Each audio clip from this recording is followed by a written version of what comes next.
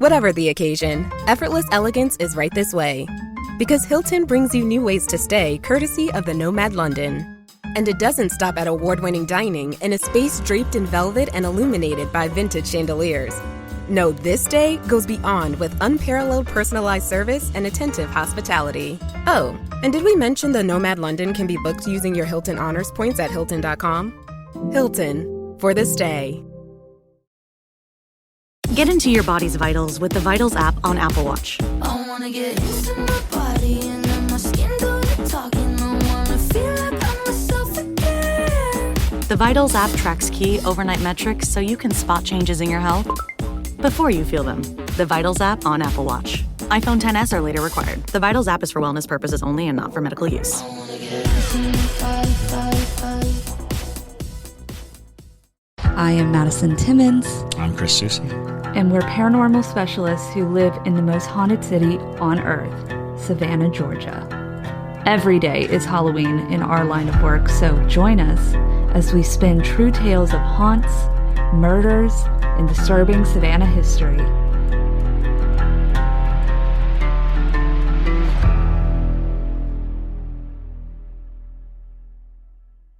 I'm Madison, I'm Chris. and welcome to the most haunted city on earth. Boom. Hello, and welcome back to another episode of the most haunted city on earth. My name is Madison Timmons. I'm Chris Soucy. And I'm JT Timmons. And today we are going to do a deep dive into Annabelle, the doll that everybody can't stop talking about right now. Just picking up a huge viral steam from Yes. from recent journeys because I think the standard rule was do not move. Do right? not move It Annabelle. was a pretty set rule, lifelong rule of the Warrens to Yes. don't move. Don't Annabelle. move her. She's too And, dangerous. it's fascinating that that they're moving her. well, that the mechanisms that must have gone into work to allow for it to happen, of course, was post-mortem, after the death Yeah. of the Warrens. Yeah. When Lorraine passed, I think there must have been a lot of conversation Yeah. about, how do we continue this work? How do we continue this legacy? And I think letting folks come to her is okay. Well, that's how it's always been. I think if they really thought or believed that she was haunted, they wouldn't move her. They would fear it. Right. And so I think that it's a little disrespectful to the legacy of Annabelle I think so, too. I take her around the U.S. on a tour. on I a think tour. it's Yeah. stupid. I think it's not the ideal situation, but at the same time, the Warrens' quote unquote museum was still their house, I believe. I think it was still like inside a small residential thing. So the idea of having many people see her was probably, just logistically impossible. Yeah. And so I think when they started thinking of taking her to like Paracons and things like that, where they would showcase and show her to, adoring fans, that there was an idea about raising awareness about paranormal investigation, raising awareness. So I think there was probably a long discussion about how do we raise awareness about what we do, Without but destroying the world. it And does feel like the knee-jerk reaction is don't move, don't move her, Don't move her. we, before we started the podcast, we kind of got on a thread of Robert the Doll. Yeah. I would be floored if they moved Robert the Doll. I would be genuinely my brain shocked. would melt, and it's partly because of the way that people interact and react Yeah. to Robert the Doll. I call him Bob the Doll I call too. him Bob Why? all the Oh, time. Bob Because I the Builder, maybe? Yeah, or, maybe. or you associate Robert with Bob? I don't know. No, that's it. Yeah. It's just that I have a terrible habit of shortening people's names, regardless, and it's highly disrespectful. I don't mean to be disrespectful. It's just the way my brain kind of will just condense names. And what's worse is if your name is very short, I will elongate it. So it's like if you introduce yourself as Bob, I'll be like Bobby, Bobberino, Bobbo, and Bobby Lee. I don't know why I do it, but here I am, calling Robert the Doll Bob. In any case, What do you call you? What do you call me? You just call me straight up JT? I sometimes call you John Timmons. Oh, okay.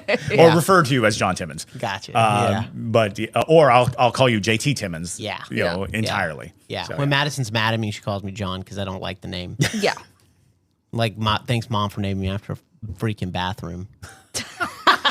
Like, seriously. But anyway, back into the dolls. Yeah. Oh yes, that was a total. But you get that notion that part of the fixture of the lore is that you don't move them. Although Annabelle's living up to the lore as far as everyone's concerned. Yeah. That if you move her, bad things will happen, and it certainly feels that way, doesn't it? Yes. Yeah. Well, and that's the thing. It's like with Robert the doll, I think if they tried to take him out of his space, they wouldn't make it out of the parking lot. Like, that's truly it. Like, that doll throws hands for no reason. So, I mean, I just think there's an extremely malicious spirit attached to Bob the doll.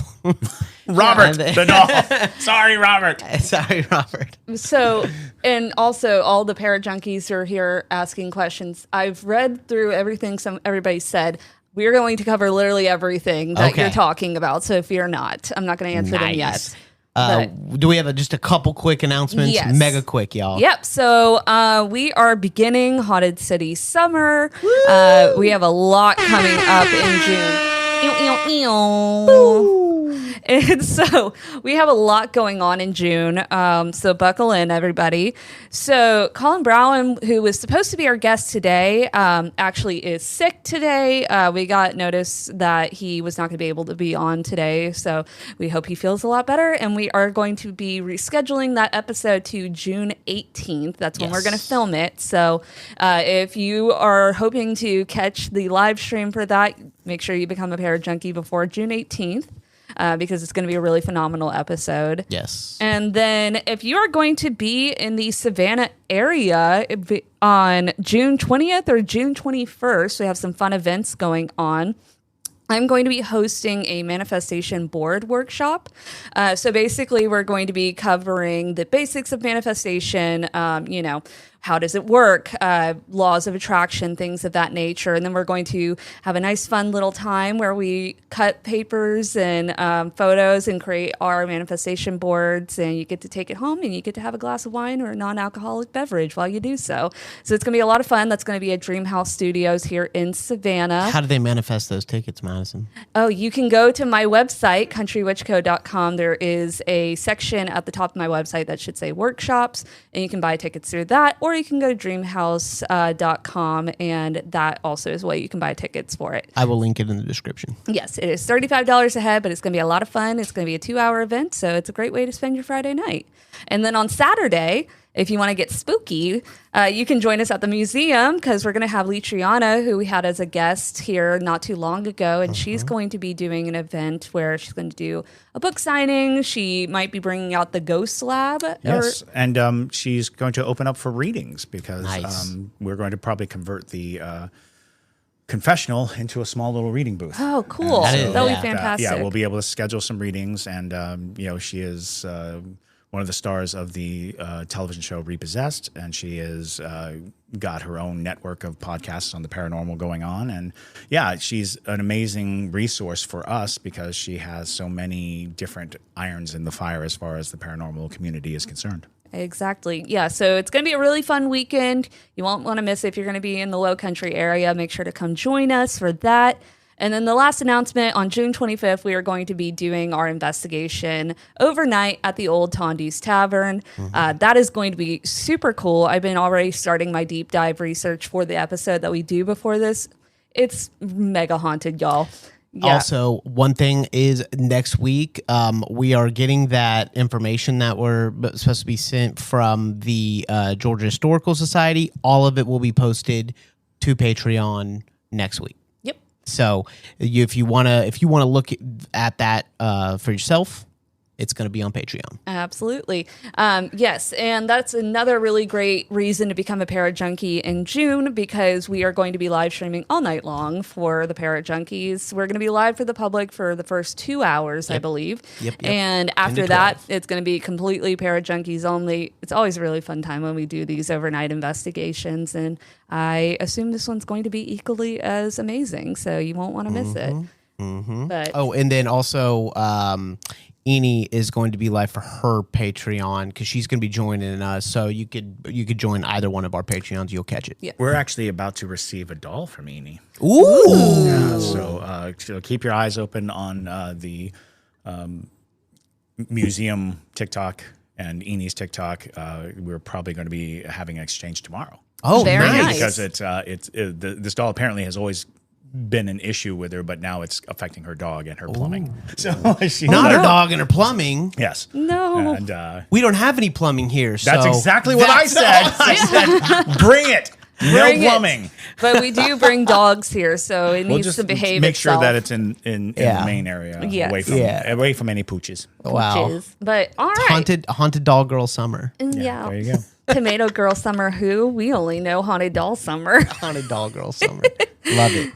All right. So let's go ahead and dive on into it, y'all. So I have photos that'll be inserted later. I'm sure, JT, if you want to pull up my notes, you can get my photos there. But let's talk about the lore of everyone's most feared toy. Whee!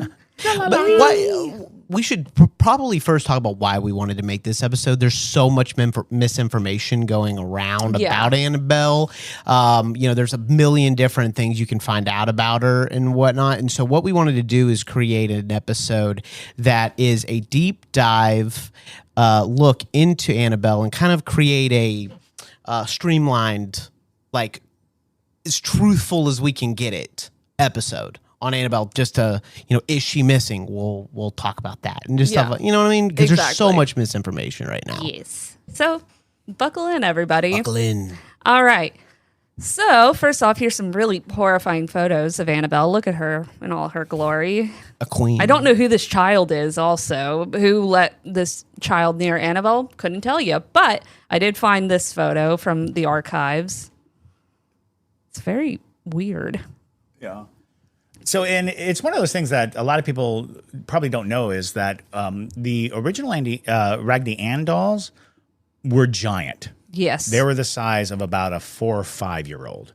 They were very large. My sister had one, and for a long time we were the same size. Me and Raggedy Ann. I can remember very clearly tussling with Raggedy Ann. And I have no idea why in the movies they turned her into this like plasticky. I would have to imagine it's a copyright issue. Maybe. Copyright. I would imagine that the people who still make and sell Raggedy Ann dolls is like, let's not do that. Let's not tell the world that Annabelle's a Raggedy Ann doll. Well, you can't hide it for long. No. Yeah, so we've got some photos going in there. So the story kind of started in 1970 when a mother bought an antique Raggedy Ann doll from a hobby store. It was supposed to be a birthday present for her daughter, Donna. And Donna was a 28-year-old nursing student, I should say, who was preparing to graduate from college. Now, Donna lived in a tiny apartment with her roommate, Angie. And Angie was actually pretty happy with the cute little Raggedy Ann doll, and Donna placed it on her bed as a decoration and didn't give it a second thought, as most people would when they receive a toy or a doll from their parents. They wouldn't expect their parent to bring a demon doll into their life. But I guess she wasn't a demon at that point. At that point, no. At that point, it was a thoughtful, because that's another thing about Raggedy Ann doll is they're very homey. Yes. They look more like a decoration than an actual Exactly. doll. I agree with that. Yeah. They really do. Because she doesn't give the vibe of, she's so snuggly. She gives the vibe of she needs to sit over there next to the jugs.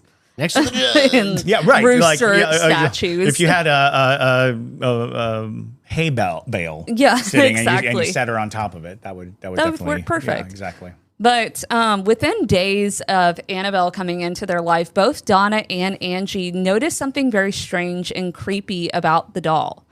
The doll seemingly, by magic, moved around the house, which is never a good sign, truly. And initially, its movements were subtle, like slight shift in position. And however, as time passed, the movements became more noticeable. Donna and Angie would return home to discover the doll in an entirely different room. And occasionally, the doll would be found with its legs crossed and arms folded, while at other times, it would be found upright, standing on its feet. So a Raggedy Ann doll should not stand on its feet. There's no structure. They're actually no bones. raggedy. Literally. They're very raggedy. There's no bones to that doll. Yeah, it would make no sense. And so Donna would sometimes leave the doll on the couch before going to work. And when she returned, she would find the doll back in her room on the bed with the door closed. And Annabelle the doll not only moved, but could write as well. That should have been like number one red flag. Yeah. If your doll is writing to you, maybe don't. Yeah. That is grounds for eviction. Yeah. And so about a month into their experiences, Donna and Angie began to find messages on parchment paper that read, "Help us" and "Help Lou." Lou is their friend. And so we'll talk about Lou in just a second. But Lucifer. Exactly. That's what I was thinking. Literally. Frenchie said literally red flags. Truly. Yeah. Like her red hair. Oh my God. Applejack said Annabelle be given unnecessary eye contact at times. She really does. She's pretty stressful to acknowledge. But the handwriting was it was written by a small child, which made the creepy part of the messages not the wording, but the way they were written. Sure. Now, at the time, Donna had never kept parchment paper in the house, and that was what the notes were being written on. And so they were wondering, where is this coming from? And so one night, Donna returned home to find the doll had moved again, this time resting on her bed. And Donna had come to realize that this was typical of the doll, but somehow she sensed that this time something was amiss.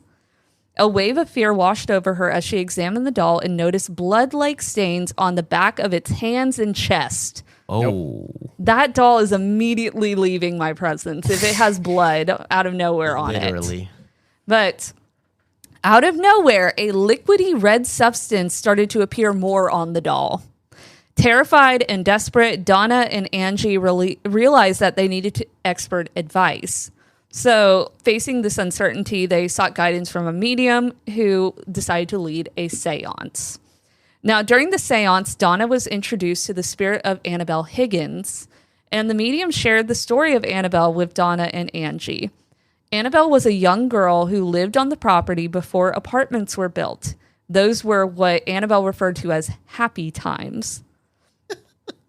And a young girl, only 7 years old, was discovered dead in the field that now houses the apartment complex. Wow. Yeah. Whoa. And that is true. That has been fact checked. They've found Annabelle Higgins. So that is, she might have been picking that up, but something was sending her little red herrings, if you will. But with that, though, despite all of that, they were deciding that she was making them feel comfortable with the idea of Annabelle, and they wanted her to stay with them and be loved. So, feeling compassion for Annabelle in her story, Donna gave her permission to inhabit the doll and stay with them. Which you should never do. This is a very intriguing sidebar to take, is that a lot of people have those questions as well. Why are there so many haunted dolls? And why are dolls always so haunting? Why are they so creepy? And a lot of it we've discussed is about how dolls are oftentimes treated. We speak to them, we interact with them, we move them around, we give them kind of a human attention, and that's very alluring to spirits. Mm-hmm. But the act of inviting spirits to house any object does increase its likability of being haunted. We actually had a small Raggedy Ann doll here in the museum over the weekend that made me very woozy every time I was near it. Awful. And the story behind that was a woman, having heard the Annabelle story, decided that she would go to every haunted location she could find and literally invite every spirit, any spirit. If she saw it on TV, she would talk to the TV and be like, come into this doll, come into this doll. She was trying her best to pull spirits into this vessel. And then after a while, she couldn't stand to be near it. It got Understandably. so oppressive to have it in her house that she finally gave it up. And it's one of those things where it's like, oh, the pathways to possession or the pathways for a spirit to get to something oftentimes is inviting them in, which is a constant in almost every folklore, is that invitation. If you are offering, if you, the living, are offering a spirit an invitation, that gives them more power over you. Right. Especially. Do you have a video of her on your TikTok, on the museum's TikTok? I don't think I do. I actually avoided that thing. I think we have, I mean, it sincerely wigged me out. Yeah, if you have a video, maybe post it on the I'm pretty TikTok. sure we have a photo at minimum. So. Yes, I do have a Yeah. photo Yeah. of it. Yes. Okay. And I'll go ahead and make a TikTok about it, because now that I'm away from the it. notion of it, Yeah. I was trying to be very guarded around it, because it did, like, literally I had tunnel vision when I was near it. So yeah. And what's the TikTok again? It's Savannah Paranormal It's the Savannah Museum? Paranormal Museum. Cool. And Savannah Paranormal Museum is all of our social media, which is a chore to type in. Fair enough. So I'm sorry. But yeah, I mean, I don't know why anybody would hear this story and be like, I want to emulate that. But for some reason, they did. People get obsessed. It's They do. just Get about obsessed. obsession. You really want to have that experience, Yeah. and it's easy. It's a slippery slope. If you get the notion that you could maybe get a little, you start thinking you can get a lot. Yeah. That's true. And so going back to the aforementioned Lou, who, if I heard that some doll pulled my name out of the ether No. and was referring to help Lou, No. I would not be going around that apartment anytime soon. But Lou had a different feeling about that. So Lou, Donna, and Angie have been friends since the day the doll arrived. However, Lou had never been fond of it and had warned Donna on several occasions that it was evil and should be thrown away. Damn. Yeah. And despite Lou's warnings, Donna had a compassionate attachment to the doll and didn't give much credence to Lou's feelings, so it remained with them. Donna's decision turned out to be a terrible mistake, as we all know. Lou awoke one night from a deep sleep, panicking. And once again, he had a recurring bad dream. And this time, however, something felt different. It was as if he was awake but unable to move. So that's sleep paralysis sort of situation. And he looked around the room but couldn't find anything unusual. Then something extraordinary happened.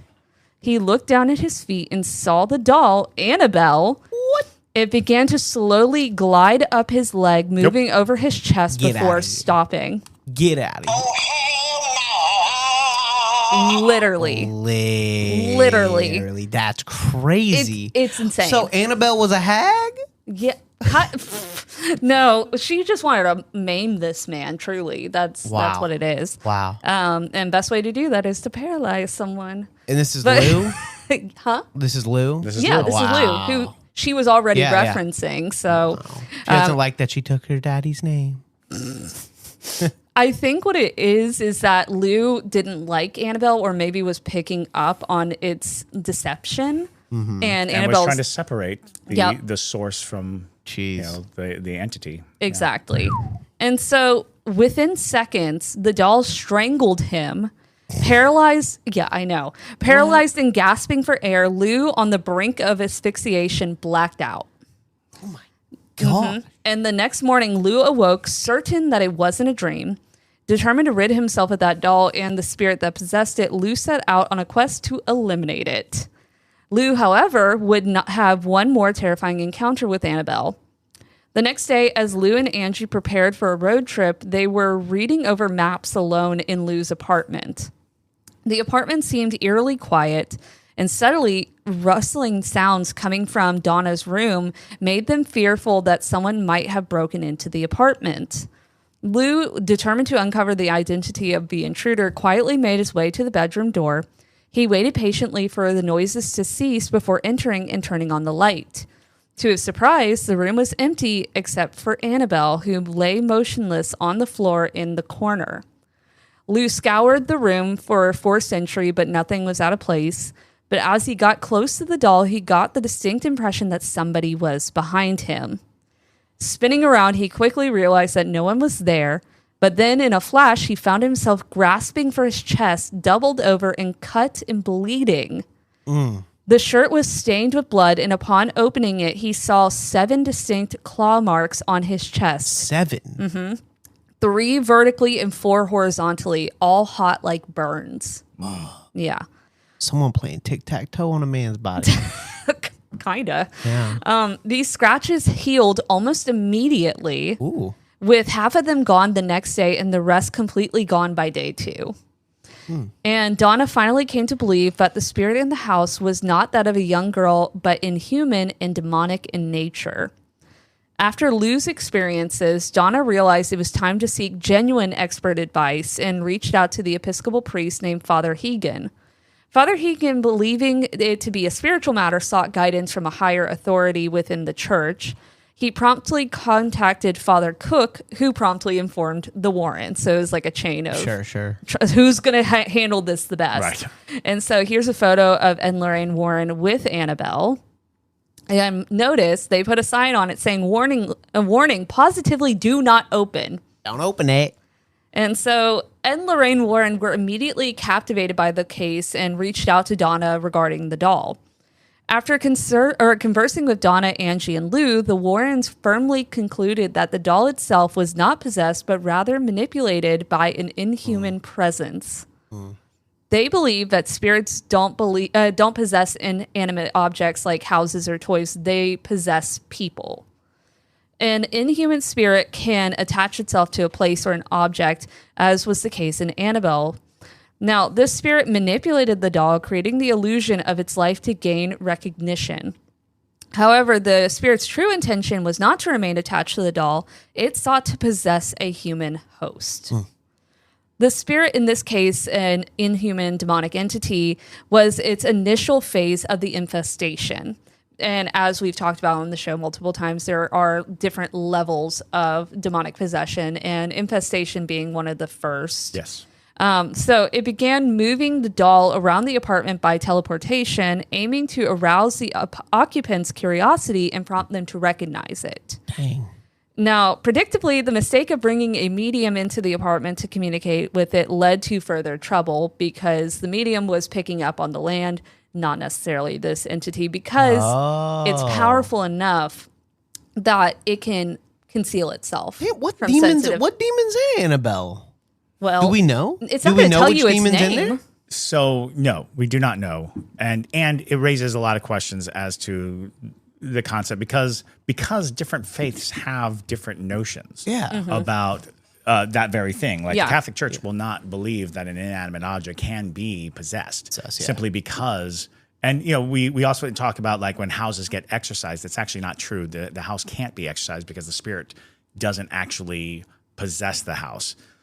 Houses get blessed, houses get cleansed, but the exorcism is removing from the body. But in a broader sense, it's literally removing a spirit, not removing from a body. And so you get all these tiers of information. And so then you have to start, because then within the church, because like churches have very specialized language. Like the Catholic Church does not admit to the existence of ghosts at all. Yeah. There's no such thing to them. Yeah.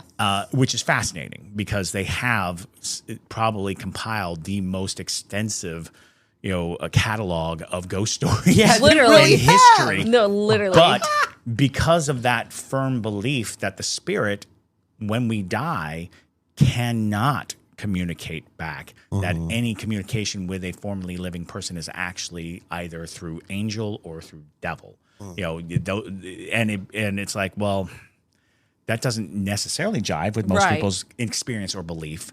That doesn't really fit with a lot of things that people have experienced, but because it's dogmatic, we find ourselves always coming back. So it comes back to the idea, well, is this a doll with a demon inside, so she's running around because it's the body of the demon? And the way they have to explain it is, no, it's more like a puppet. like And the a- yeah, demon is yeah. puppeteering the doll. Right. And then the question is, does that matter? You know, Right. It's like at this point, it no longer matters whether the doll, if the demon's sitting in the doll or the demon's like hanging out above it. It's an attachment, right? The demon's attached. And what do we do? But it's because we get stuck in semantics. We get stuck in the conversation, and the conversation actually deters from action. Hence, who the demon is. The scary thing about demons is if they identify themselves, 9 times out of 10, they'll be lying. Because when you know a demon's name, you have dominion over them. You have the ability to cast them out. Yeah. But the flip side of that is every time you say the demon's name, it emboldens and gets more powerful. It becomes more oppressive, and it can do more damage. So it's a double-edged sword. Sure. You know, searching out the name of a demon is I need to have it in order to do combat with it. Right. But But the moment I utter it, you're I'm acknowledging. also giving it. You know, So we have no idea No. what is inhabiting this doll and I what mean- makes it. And It's more got to than- be a powerful one. Well, Yeah. absolutely. Like- but I mean, the thing is even if they do know what it is, Ed and Lorraine Warren would never Yeah. put that out there. Yeah. They were very. I mean, Ed Warren was one of the, I think, is the only person ordained by the Catholic Church to perform this level of like you know, exorcism. a civilian, yeah, A civilian, yeah. non-clergy. Exactly. Yeah. So that's a pretty high status. He's not going to ruin that by just sure. letting loose the name of the demon. But yeah, and also just remember all of that as you hear the Warrens' take on this, And we've because also talked about in the past that children ghosts have unruly powers, that's because true. they are unbridled. They do not have the same conditioning that an adult ghost had by living a life, by being raised and by being taught. So a 7-year-old who is a spirit who can get very, if you've ever tried to negotiate with a 7-year-old, you'll know that the stubbornness and the cruelty that they can turn Yes. to without anything. So it's like if you're an unchecked spirit with the sensibilities of a 7-year-old, the concept of you behaving demonically or having demonic-like inclinations, that's reasonable because you have all this metaphysical, supernatural power, but the sensibilities of a 7-year-old. And that might easily be impressionable as, well, that's demonic. right. Because kids can be super cruel when you deny them what they want. That's very true. Absolutely. And so, basically, with all of that being said, demonic referring to a negative spirit, basically they went on a mission of sorts to cause, this spirit did at least, to cause manifesting of negative occurrences. It instilled fear through the peculiar movements of the doll, manifested disturbing handwriting, and symbolically dripping blood on it. Ultimately, though, it did attack Lou, leaving behind the symbolic mark of the beast, is at least what the Warrens believed. And the next stage of the infestation phenomena would have been complete human possession. Right. If these experiences had persisted for another 2 or 3 weeks, the spirit would have completely possessed the house, potentially harming or killing one or all of the occupants. And at the conclusion of the investigation, the Warrens felt it appropriate to have a recitation of an exorcism blessing by Father Cook to cleanse the apartment. And it was the Episcopal blessing of the home, is a wordy 7-page document that is distinctly positive in nature. Rather than specifically expelling evil entities from the dwelling, the emphasis is instead directed toward filling the home with the power of the positive and of God, which is a direct quote of Ed Warren. Yep. So, at Donna's request, and as an additional precaution against the phenomena ever happening in the house again, the Warrens took the large Raggedy Ann doll with them when they left. Father Cook, though, uncomfortable with his role as an exorcist, agreed to perform the 7-page rite of exorcism. He recited the doctrine throughout the apartment, and the Warrens were confident that the entity would no longer reside there. They agreed to take the Raggedy Ann doll back home with them, and upon leaving, Ed, he placed the doll in the backseat and agreed not to take the interstate in case the inhuman spirit still resided within it. Dang. His suspicions were soon confirmed as the Warrens felt themselves the target of a vicious hatred. At every perilous curve, the car veered and stalled, causing the power steering and the brakes to fail with every turn. The car repeatedly teetered on the brink of collision. And that's them driving home with Annabelle. So Ed reached into the backseat of his black bag, pulled out a vial of holy water, and doused the doll, making the sign of the cross over it. The disturbances ceased instantly, and the Warrens arrived home safely. And there is a photo of Lorraine Warren walking out with Annabelle. And after the Warrens returned home, Ed placed the doll in a chair next to his desk. Initially, the doll levitated several times before seemingly falling motionless. However, over the next few weeks, it began appearing in various rooms of the house. And when the Warrens were away and had locked the doll in the outer office building, they would often return to find it sitting comfortably in Ed's easy chair upstairs when they opened the main front door. The doll also harbored a deep hatred for clergymen who visited the house. In one instance, Father Jason Bradford, a Catholic exorcist, visited the house, and upon seeing the doll seated in the chair, he picked it up and said, "You're just a rag doll, Annabelle. You can't hurt anyone." Ooh. He then tossed the doll back into the chair, and at that moment, Ed exclaimed, "That's one thing you better not say." And boy, was he right. Oh, man. An hour later, Lorraine implored the priest to be cautious while driving home and to call her upon his return to his house. Now, despite her concern for the young priest's well-being, she knew he had to proceed with his journey. And so a few hours later, Father Jason called Lorraine, explaining that his brakes had malfunctioned as he entered a busy intersection. Oh, my gosh. He was involved in a near-fatal accident that destroyed his vehicle. Very Robert the Doll. This was just one of many unfortunate events that occurred over the next few years. The Warrens had a special case built for Annabelle inside the Occult Museum, where she resides, well, no longer to this day. But since the case was constructed, Annabelle no longer appeared to move, but she is believed to be responsible for the death of a young man who visited the museum on a motorcycle with his girlfriend. The young man, after hearing Ed's account of the doll, defiantly went up and began banging on the case. Ooh. He insisted that if the doll could scratch people, he wanted to be scratched too.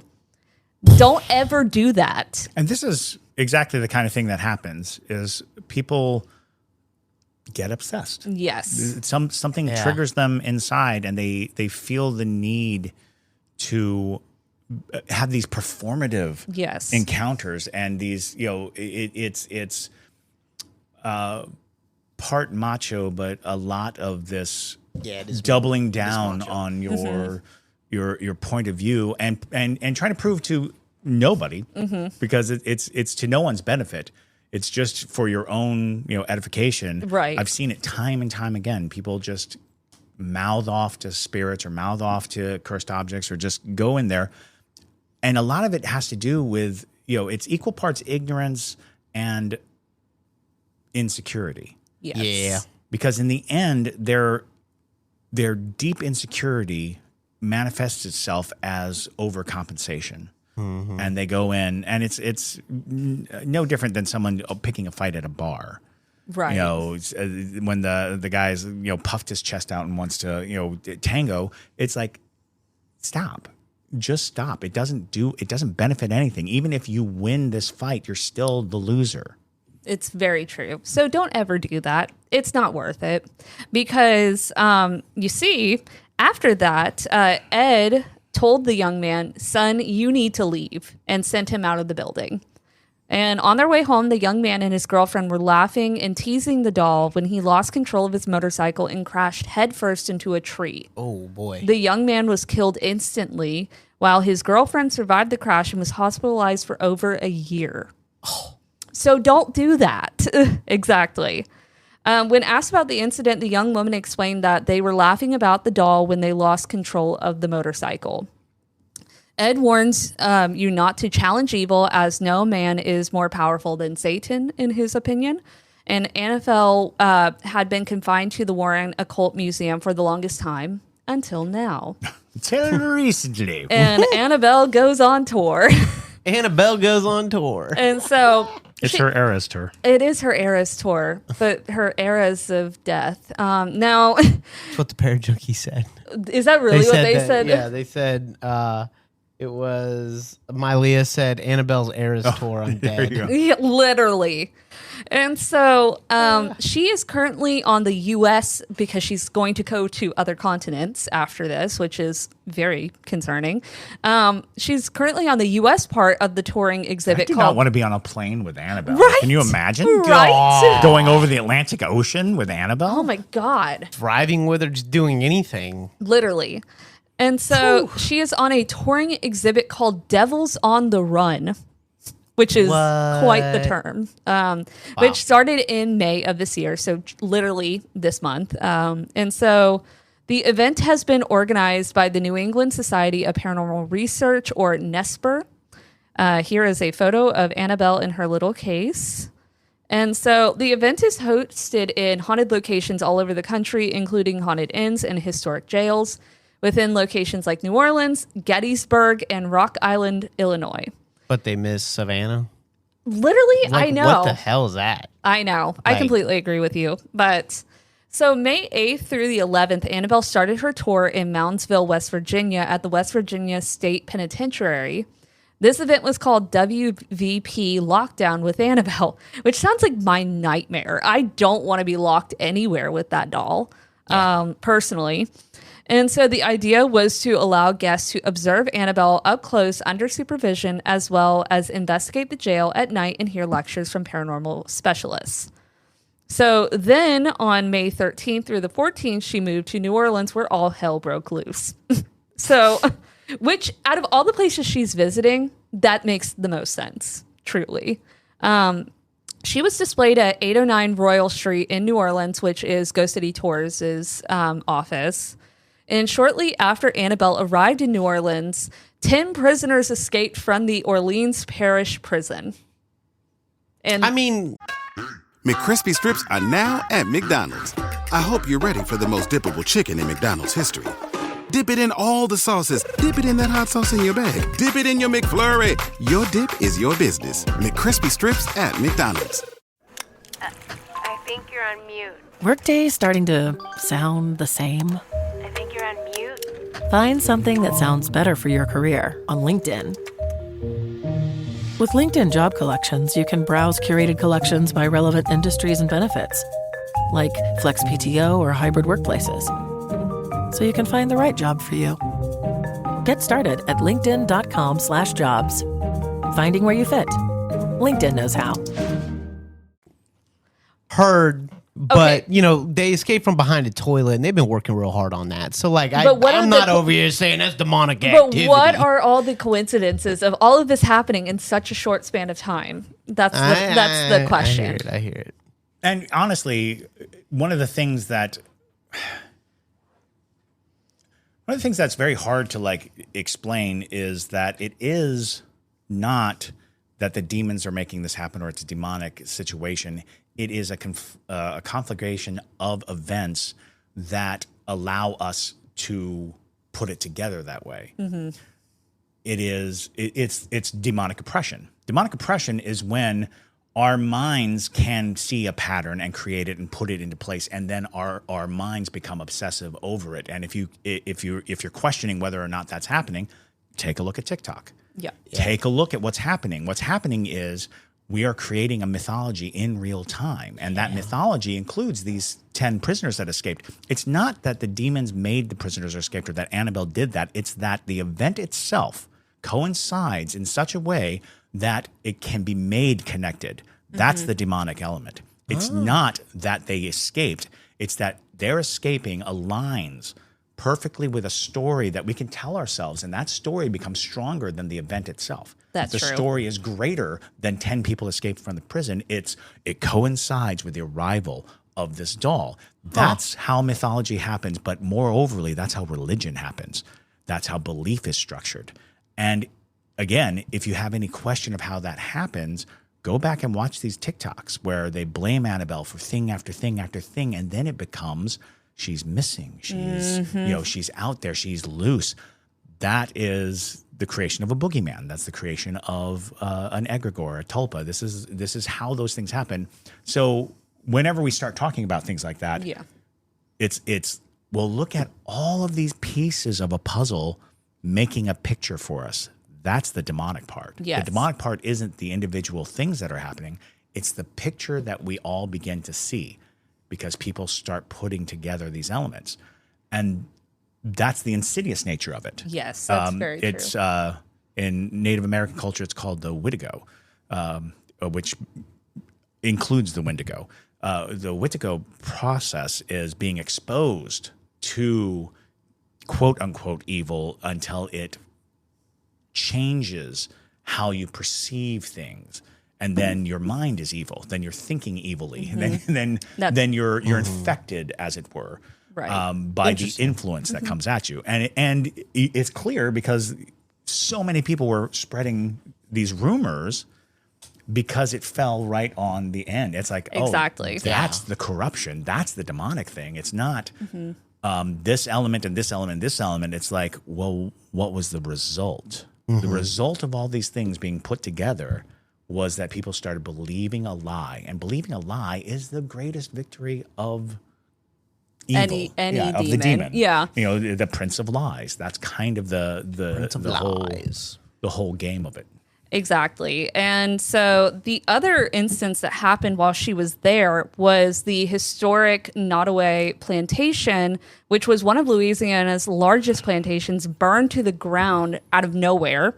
And then when the flames were extinguished, it reignited, which is insane. That is crazy. And so also citizens that lived near the exhibit reported unusual electrical disturbances, pets acting strangely, and unexplained noises in their homes. And then even though Annabelle was not in the town, it's still linked to her because it was too coinciding with all of this. But on May 19th, Marie Laveau's family home mysteriously caught fire in the kitchen at around 4 a.m. and was extinguished around 6:31 a.m. The fire caused significant damage to the rear half of the house, and the house was only a 4-minute walk from where Annabelle was housed. So, yeah, and I put a screenshot of the path that you could take. She took a nice little stroll down Bourbon Street to Marie Laveau. So then she went to San Antonio to be displayed at the Black Swan Inn. And during this time, that's when rumors spread that Annabelle went missing, which wasn't true.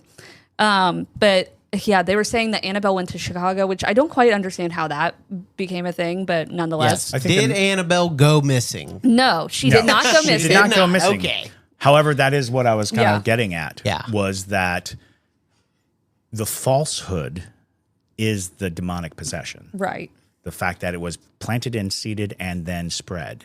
That is kind of how it works. That's the subtleness of demonic oppression is you start to believe things that aren't true.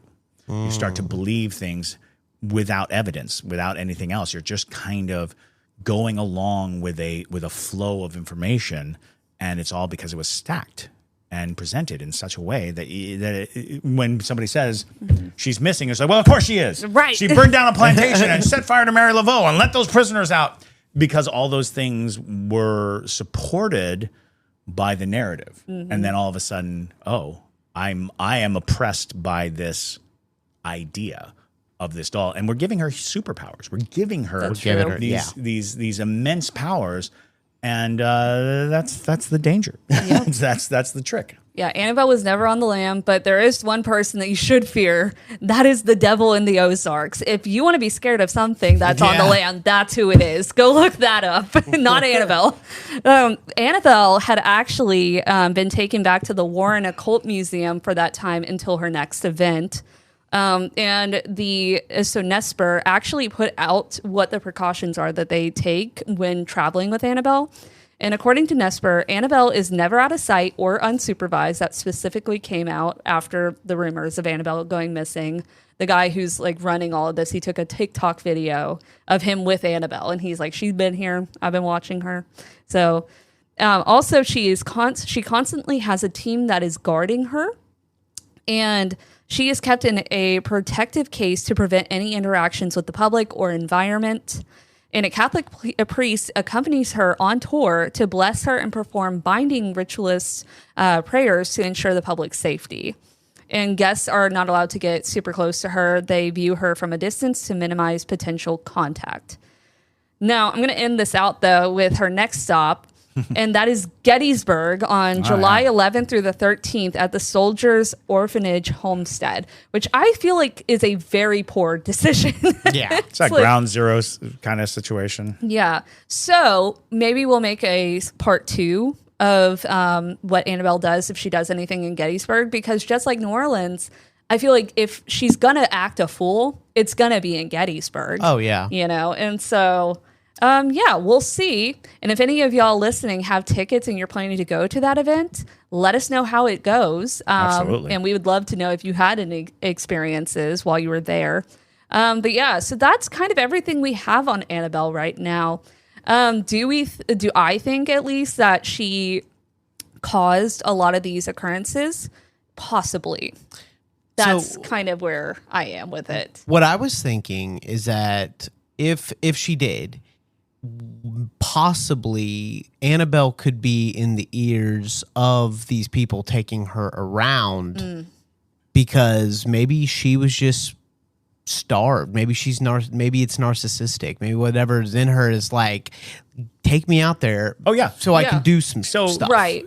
So you can think of it as she's charging a battery. Yes. Keep in mind that being still and stagnant and receiving nothing but a very steady existence of stationary, not moving, being trapped and locked. And, especially considering that the museum itself closed and people were not visiting with the kind of regularity that they may have at one point, her legend had started to shift to this cinematic version, this plasticky looking, ridiculous looking doll.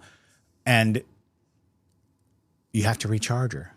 Exactly. You have to take her out. You have to get people's awareness back because people's awareness reinvigorates the spiritual energy of this doll. And so moving it around definitely causes a stir. Everyone wakes up. Everyone pays attention, and then everyone starts to create this fear mongering and this fear beast. Because honestly, had she shown up and the plantation didn't catch on fire, there would have been something else. Yeah, we would have blamed on Annabelle. There would have been other things that we would have considered. Because I don't think it's a question of the spirit is actively destroying anything. I think that the spirit is being put in the center of a maelstrom, and all of these things that happen. Inclement weather and crime and anything like that can start to be attributed by people who believe she has that power, and that kind of gives her that power. Exactly. Which came first, the event or the spirit causing the event? We start to backtrack. We say, "Oh, it was her," and then all of a sudden she has that power because we gave it to her. We ascribed it to her. Exactly. So, It makes me wonder if this was all her idea, because the first thing that I thought when they were like Annabelle's going on tour is that's greedy. I immediately thought that, like, to say there is a demonic presence in this doll and we are going to take her around the United States and make money off of the fact that she is inhabited by a demon. That just sounds greedy and honestly kind of sounds demonic. So I don't know. And again, I have nothing against the Nesper people necessarily. I'm just saying it sounds like her. Here's a very small scale version of that story. Yeah. Emeraldine. Yeah. Well, we were doing an Emeraldine spirit box session, and we were going through all these different modes, and we kind of came to this thing where the conversation leaned towards, do you want out of this case? Because it seemed like she was talking about the other dolls. She was talking about being free, being let loose, being and playing very demure. So all the information was coming through different devices. We had the spirit box running we had the spirit chat running. And it was going until finally Megan was like, okay, I'll let you out. And she opens it up, she picks her up, and she starts walking towards the door. And right before Megan got to the door, very clearly through the spirit box, we heard tricked her. Ooh. And it was like, That's terrifying. oh, no. That was it. That's what she wanted. She wanted out of the box. She wanted to be taken away from behind the glass. And she played like innocent and like, you know, I'm trapped. I'm alone. I'm lonely. I'm lonely. That was another thing. I was lonely. She kept we kept getting lonely and I'm alone. It's giving black-eyed children outside your door. Is. Right. That's what it's giving. And then right when Megan was just about out the door, it was like tricked her. I was like, oh, man. Yeah, I mean, I think it's just not a good idea. Like, if somebody who contains an entity tells you don't move the doll, Don't move the doll. Don't move the doll. Don't move the doll. You know? Don't move And the doll. that really is it. And it also, another theory of what might have stirred up Annabelle's abilities, if you will, was the amount of people who were outside of the building performing blessings and all sorts of rituals to ward themselves in their city from Annabelle. Like, I've seen so many videos of a woman who's doing a voodoo ritual to expel Annabelle. Right. And I'm like, that, if anything, is just going to rev it up in a lot of ways. So, nonetheless, that's what we have on Annabelle. We might reconvene after Gettysburg if she acts a fool again. But I think she's an interesting story at the base of it, but I do think she needs to be left where she's supposed to be. Yes. So. Well, and they went through such trouble because that's something that we didn't mention was that there was a time when Annabelle was just sitting in the Warrens' That's house. true, yeah. She was not in a box. She was not, Yeah. and that's when the priest had his accident. It was because they had yet to contain her. They had yet to put her in the box. The fact that she was, so easily accessible and kind of free to do what she wanted. It wasn't until after she was in the box that they started coming up with these precautions. These definitely do not open. Positively do not open. So with that, though, thank you all so much for listening to this episode. And if you did go to visit Annabelle in New Orleans as well, let us know. I know some of y'all had no interest in going to visit Annabelle, but if you did, let us know what your experience was like. And with that, my name is Madison Timmons. I'm Chris Susi. And stay spooky, y'all.